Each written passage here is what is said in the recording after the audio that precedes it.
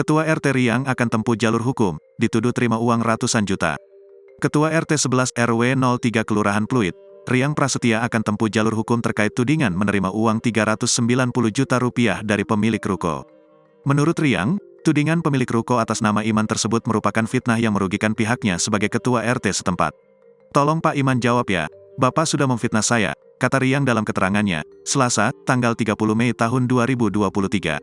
"Saya minta klarifikasi atas perkataan Pak Iman di depan umum yang telah menuduh saya menerima uang bantuan swadaya warga untuk perbaikan jalan," sambungnya.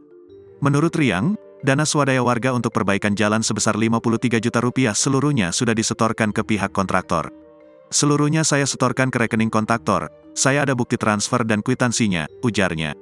Sedangkan klaim pemilik ruko atas nama Iman menggelontorkan uang 390 juta rupiah, pihak RT tidak menerimanya langsung melainkan ia sendiri yang menyetorkannya ke pihak kontraktor.